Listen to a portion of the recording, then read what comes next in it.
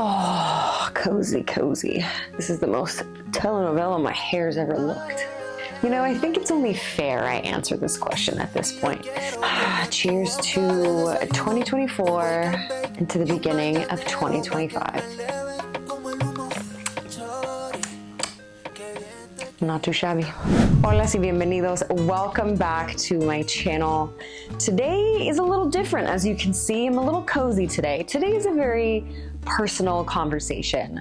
You guys are literally in my room with me. I'm currently still trying to get my room put together, but this is gonna become my new little filming corner.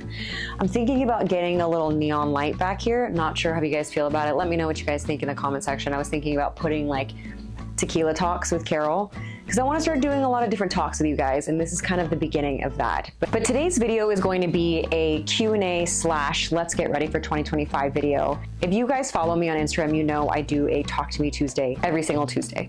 But this Tuesday, I wanted to bring it onto YouTube so I can answer more questions and I can talk about other things as you guys ask me stuff. So I posted a story on my Instagram and I asked you guys, let me know what you guys want me to talk about when it comes to 2025.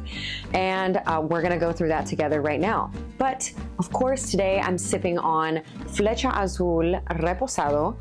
I believe it's owned by Mark Wahlberg. Today, the way I decided to sip on it, I don't wanna hear it. People are like, why are you putting ice in your tequila?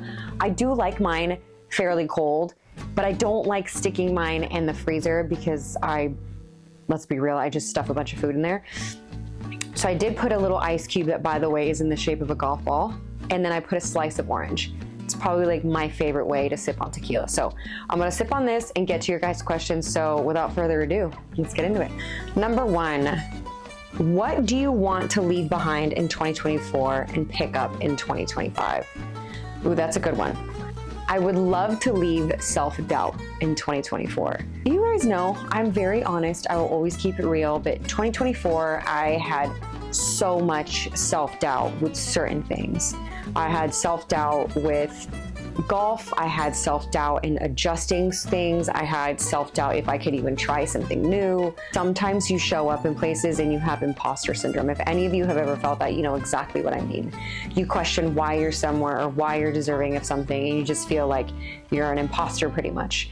And there was times where I would be able to play really good golf off camera because I didn't have this looming, you're gonna mess up, you're gonna play really bad, blah, blah, blah. And all those thoughts would overpower and I would play really bad. And when I was turning the camera off, I would play really well. So I want to leave that behind. I wanna be able to, in 2025, carry the confidence I feel when I'm off camera playing golf and translate it into on-camera golf. So we're leaving self-doubt in 2024 and we're gonna have self-confidence in 2025. Also, this chair was like designed for toddlers. Shout out to Wayfair, okay? On to the next one. A trip you're excited for or want to go on in 2025. A trip I'm really excited, excusez-moi. A trip I'm really excited to is getting over to Spain. I'm hoping to get over to Spain in the summer and shoot a lot of content in Spanish. If you guys have been following me for a while, you know I'm bilingual. Spanish was actually my first language. I would really love to be able to kind of immerse myself in the Spanish language, play with people in Spain and film a lot of Spanish content. I know a lot of people who have done content, not necessarily in the golf space, but in other spaces where they would create separate channels, one for Spanish, one for English. And I chose to do the complete opposite. I kind of wanted to mold everything together. I didn't want to create two separate identities because I am me and I just wanted to become one. So I have decided to post my Spanish content as well as my English speaking content in one place. And so I will always mix a ton of that. I'm a very proud Spanish speaking woman and I want to be able to share that with you guys because it's who I am. And I always just want to represent myself in my authentic 100% self. Also, when it comes to traveling, 2025 is going to be a very heavy traveling year for me. So expect a ton of travel content. I'm extremely passionate about travel and interacting with people around the world and food. And so I kind of want to bring all of that into 2025 and create content around that. So hopefully you guys will stick around and enjoy that. orange slice. I don't know what it does, but it makes this so yummy. Are you still signed with Good Good? All right, let's talk about it. In 2024, I was signed as the first and only female athlete with Good Good.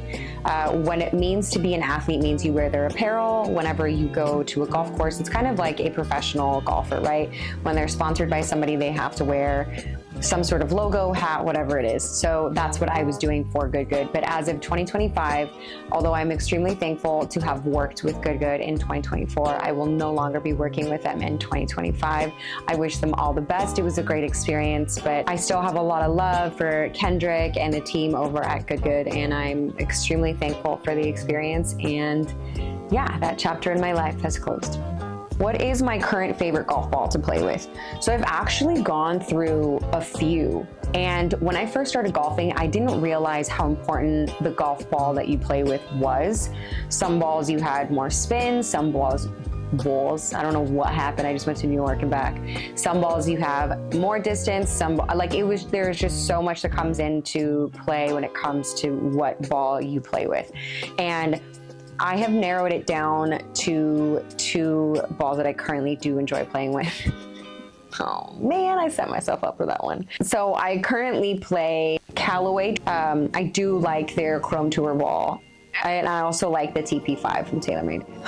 If someone wants to give me some Titleist, I will take those any day. But you know, those are usually my go-to. What's the biggest lesson you learned in 2024 that you will take into 2025? That is a really, really good question. 2024 was a massive growth year for me. And there was parts of 2024 that hit me like a brick wall. And I went through some extremely tough times.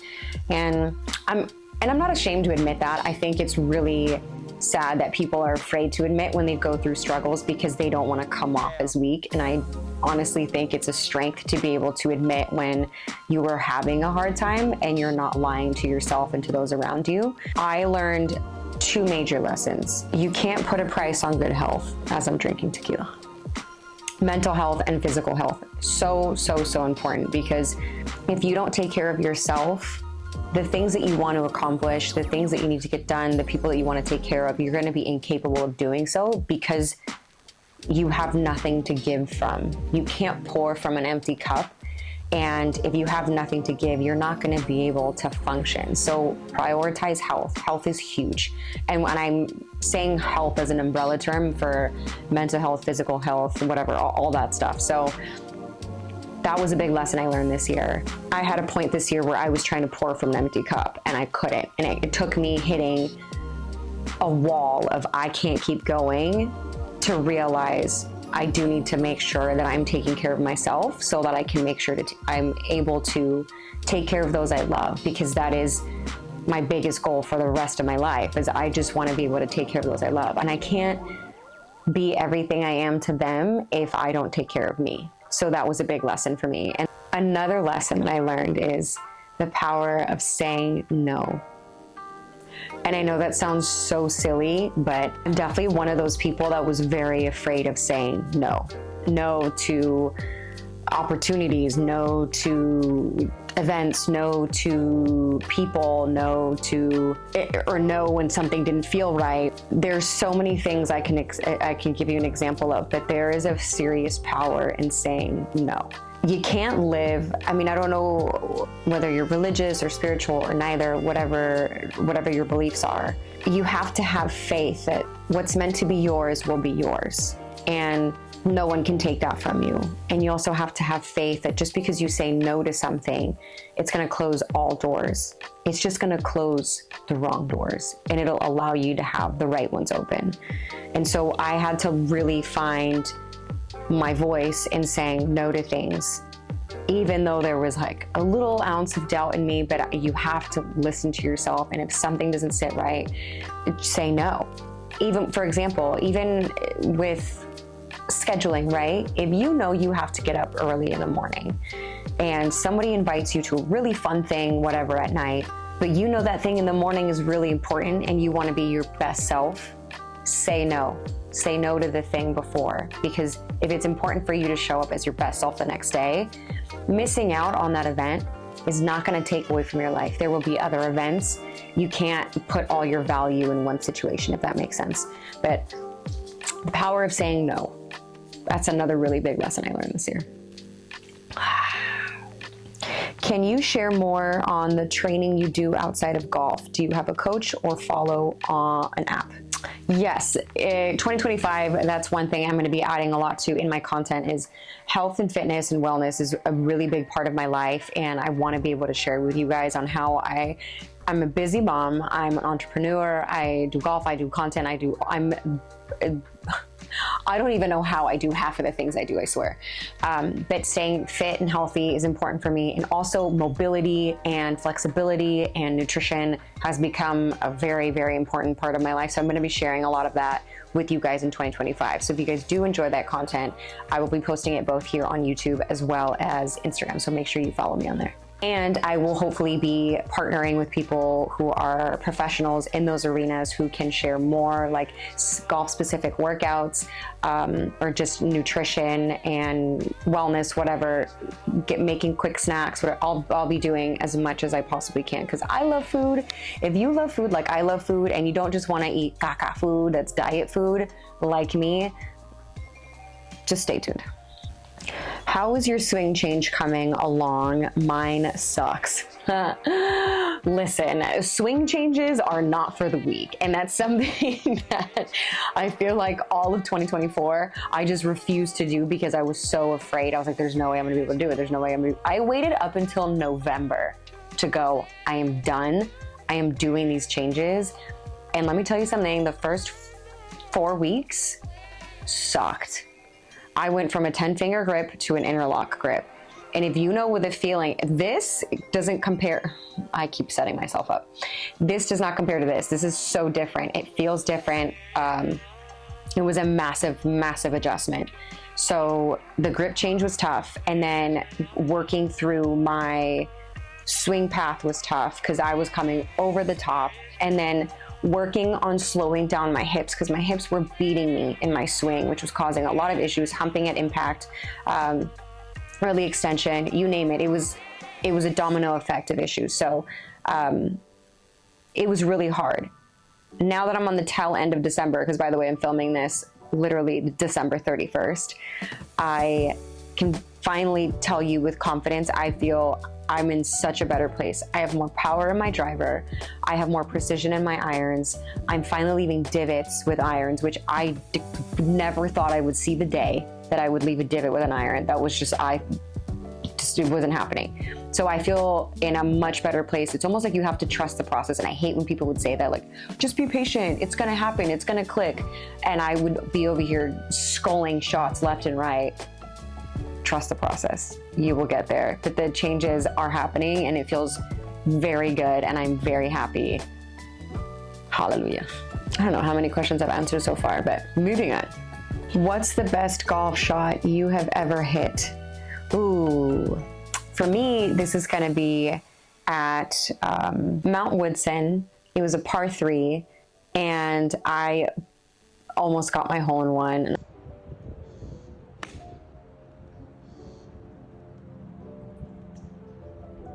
Go in. Go in. Oh my God. Oh my God.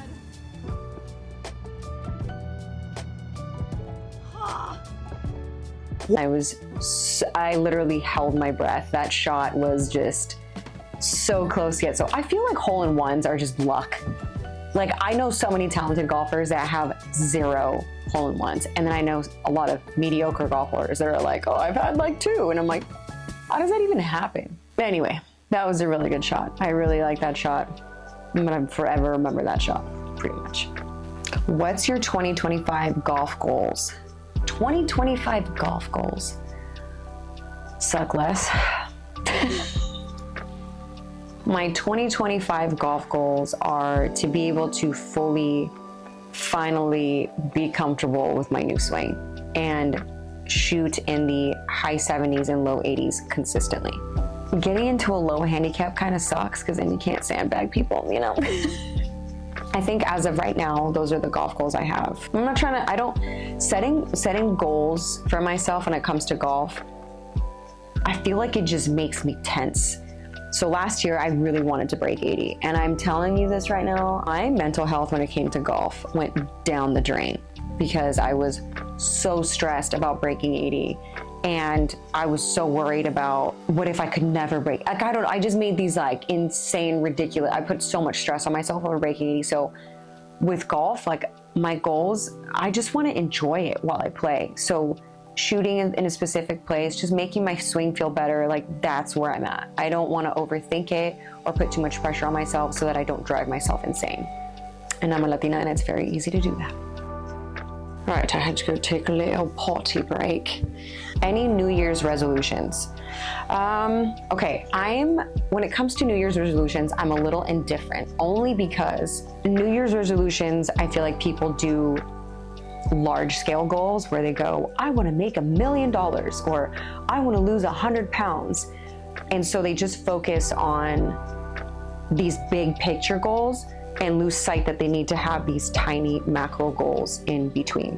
What I did is, I'm actually going to show you guys a screen recording of what I did. I did a breakdown of goals that I want to reach for 2025. But then I'm also going to go into month to month to make sure I'm doing the small things to achieve these goals. So once I put it down in these categories, then I put things in between. So I'll just read you guys examples. For one of my personal goals, I wanted to be more organized. So I don't want to miss emails or miss deadlines. I want to make sure I have everything organized. So I'm going to make sure anytime I get a contract, or make sure anytime I have a meeting scheduled, anytime I have anything scheduled, I'm going to make sure I put it into my phone or into my calendar right away. Then I'm also going to set alarms to remind me of when to get these done, an hour or a day before, just to make sure that it's there. So I'm gonna use my iPhone, which, by the way, your guys' iPhones can, instead of just being like this doom scrolling object, it can actually help you quite a bit. There's alarm setting, there's reminders on there. You can reduce your screen time if that's another thing that's on your goals and you wanna do that. So I'm putting small goals in between that. So that's how I'm organizing my goal setting for 2025. I'm not focusing on these massive goals. I'm focusing more on the tiny little goals that will naturally get me to bigger goals. Oh, I feel like that was a mouthful. Damn it. Dream YouTube golfer guest. A dream YouTube golfer guest. I have so many incredible friends in the golf space that I would love to film with. There's a lot of really awesome YouTubers in the golf space that I would love to work with. Luke Kwan, who I've been friends with for a while. We were both with Good at the same time. He's an amazing person. I would love to film with Taco and the boys from New Zealand. I think they're hilarious. I have vocalized this a bunch of times. I would love to film with Bob at some point. Bob and I have known each other for a while as well. He's hilarious. And the guys over at Bob Does Sports, Joey and Perez, they're great men. I would love to work with them as well. I would love to connect with more women. There's a lot of amazing female golfers I would love to work with as well. So we'll see what collabs come in 2025. Words I'm choosing to center that make up my vision for 2025. Ooh. So this year, I guess I would use the words building and balance, which is really, I don't know if they go together, but I'm building up who I am, whether it's my business, my health, my self-confidence, and creating balance also comes with making sure I'm pouring in just as much as I'm pouring out. So when it comes to work-life balance, health and fitness, whatever, everything, like I want to have a very nice flow in my life. So I guess that's what I hope that answers that. But I think that's what I would say. And last but not least, the final question of 2024.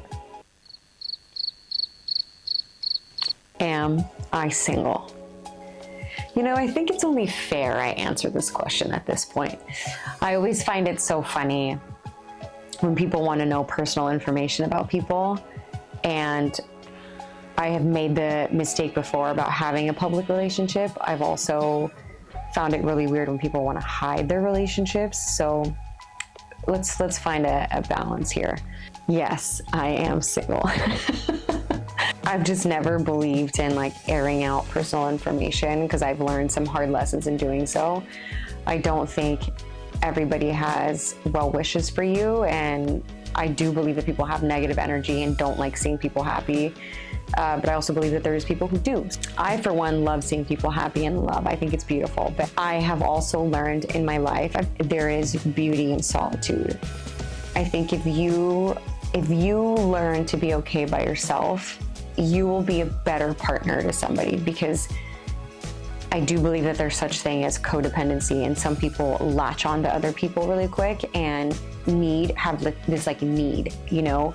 And I'm definitely in a place where I don't need a relationship. If I end up in a relationship or I seek a relationship, it's because I want one. It's not out of need, necessity. Trust me, if I find love and I'm head over heels and it's healthy and happy and all those things, then you guys will probably know. And if you don't know, then mind your business. No, just kidding. I'm kidding. So who knows? 2025, farmersonly.com, coming in hot. All right, that concludes this Q&A, this New Year's Q&A. That was a lot of questions. I think I've answered quite a bit. I hope you guys enjoyed this video, and I hope you guys enjoyed this new Tequila Talks with Karol. I will be posting every week for you guys to give me topics or whatever, and we can chit chat on here. I hope you guys all have a wonderful New Year's. Salud. Mi casa es su casa, and I will see you guys in my next video. Adios.